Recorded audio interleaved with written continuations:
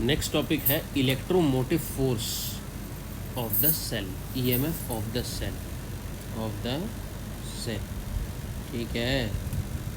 EMF of the cell मतलब क्या होता है, ये हम गैल्वेनिक सेल के रिस्पेक्ट में बात करेंगे।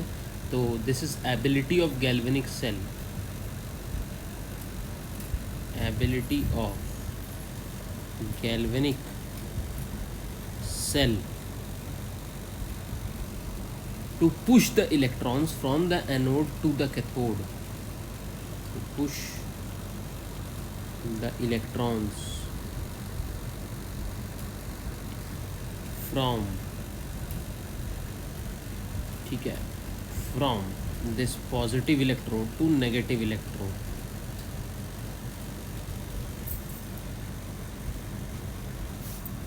to negative electrode,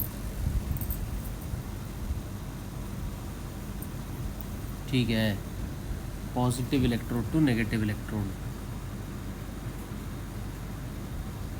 तो ये एक एबिलिटी है to push the electrons from positive electrode to negative electrode, ठीक है। अब किसके through electrical circuit, through external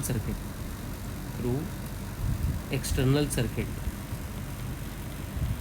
ठीक है। अब ये होता क्या है एक्चुअली, ये तो खैर एबिलिटी हो गया, जैसे कि हमने बनाया था ना, गैल्वेनिक सेल बनाया था ना, इसमें पॉजिटिव इलेक्ट्रोड और नेगेटिव इलेक्ट्रोड लिया था ना उनमें। तो अभी हमने क्या किया था, ये जो जिंक था ये कॉपर था, ये कॉपर सल्फेट सॉल्यूशन था, ये जिंक सल्फेट सॉल्यूशन था। हमने इसको इससे कनेक्ट किया था, तो हो क्या रहा था, यहाँ से 2 इलेक्ट्रॉन्स निकल रहे थे, ठीक है, और जिंक पास ऑन हो रहा था, Zn2+ बन रहा था।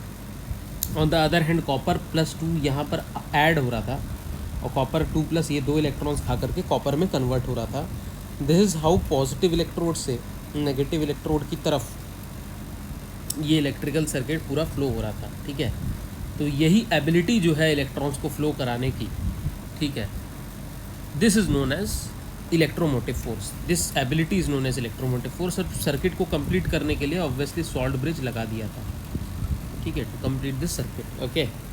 तो ये एबिलिटी है। अभी इसको अगर हम न्यूमेरिकली लिखने की कोशिश करें तो न्यूमेरिकली क्या होगा, this is actually the difference between, it is actually difference between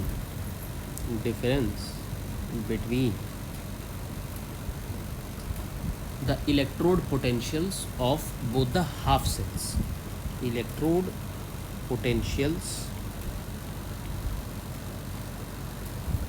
of both the half cells। तो वो हाफ सेल्स कौन से होंगे, एक तो जो आपका ऑक्सीडेशन हाफ सेल होगा जहाँ पर ऑक्सीडेशन हो रहा है, दूसरा रिडक्शन हाफ सेल होगा जहाँ पर रिडक्शन हो रहा है, ठीक है। अब दोनों के इलेक्ट्रोड पोटेंशियल्स का डिफरेंस ले लो, ठीक है। अब इसको न्यूमेरिकली अपन कैसे एक्सप्लेन करेंगे, ठीक है। एक्चुअली में this is the difference, it is actually the difference between, ठीक है। अब इसको हम लोग इसको शो कैसे करेंगे, right, how to show how मतलब ऑक्सीडेशन और जो दोनों हाफ सेल्स के बीच का जो डिफरेंस है वो कैसे शो करेंगे। तो देखो एक गैल्वेनिक सेल के लिए कैसे होता है, पहली बात तो इसको यूनिट ऑफ मेजरमेंट क्या है, मेजर्ड इन वोल्ट्स,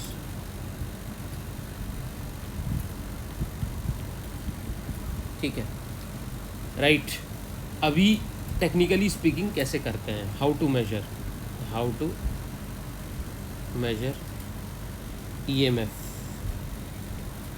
ठीक है। फॉर एग्जांपल अभी हम लोग कर रहे थे, ठीक है, मान लो नॉन स्टैंडर्ड स्टेट में, केस वन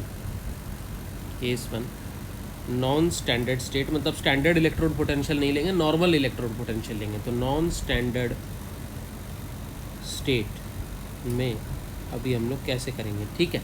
देखो नॉन स्टैंडर्ड स्टेट में भाई साहब 2 पोटेंशियल्स आ रहे थे हमारे पास, जहाँ पे आपका ऑक्सीडेशन हो रहा था, Zn से Zn2+ बन रहा था, तो वहाँ पे क्या बन रहा था, ऑक्सीडेशन पोटेंशियल बन रहा था, राइट। तो यहाँ पे ऑक्सीडेशन पोटेंशियल बन रहा था, और जहाँ पर रिडक्शन हो रहा था कॉपर 2+ से जो कॉपर बन रहा था वो बेसिकली रिडक्शन पोटेंशियल बन रहा था, ठीक है। तो EMF of a cell is technically speaking, अगर दोनों को मतलब सेल का जो ईएमएफ आपको निकालना था, ठीक है, ईएमएफ ऑफ द सेल, इसको आप दोनों को ऐड कर दीजिए, इसके ऑक्सीडेशन पोटेंशियल को और रिडक्शन पोटेंशियल को ऐड कर दीजिए, बस यहीं पे आपका ईएमएफ ऑफ द सेल आ जाएगा। This means EMF of the cell, ठीक है। दूसरा, अगर केस टू अगर मैं लूँ जो कि स्टैंडर्ड स्टेट में है, तो उसमें स्टैंडर्ड ऑक्सीडेशन पोटेंशियल और स्टैंडर्ड रिडक्शन पोटेंशियल रहेगा, ठीक है। स्टैंडर्ड स्टेट क्या होता है बाबू? स्टैंडर्ड स्टेट का मतलब क्या होता है? Pressure is equal to 1 atm, concentration is equal to 1 molar, temperature कुछ भी हो सकता है। तो स्टैंडर्ड स्टेट ले लिया रे, ठीक है। स्टैंडर्ड स्टेट में क्या होता है, जैसे एक होता है जिंक से Zn2+ हो रहा है, तो ये क्या आ जाएगा, ये ऑक्सीडेशन पोटेंशियल लेकिन स्टैंडर्ड वाला आ जाएगा बेटा, ठीक है। उसी तरीके से अगर जहाँ पर रिडक्शन हो रहा है, कॉपर 2+ से कॉपर बन रहा है, ठीक है, कॉपर 2+ से कॉपर बन रहा है, ये क्या है, रिडक्शन हो रहा है, तो यहाँ पे रिडक्शन पोटेंशियल आ जाएगा लेकिन स्टैंडर्ड वाला आ जाएगा। तो ये स्टैंडर्ड ऑक्सीडेशन पोटेंशियल था और ये स्टैंडर्ड रिडक्शन पोटेंशियल है। और ईएमएफ क्या हो जाएगा रे? EMF of the cell, this will be the sum of standard oxidation potential plus standard reduction potential.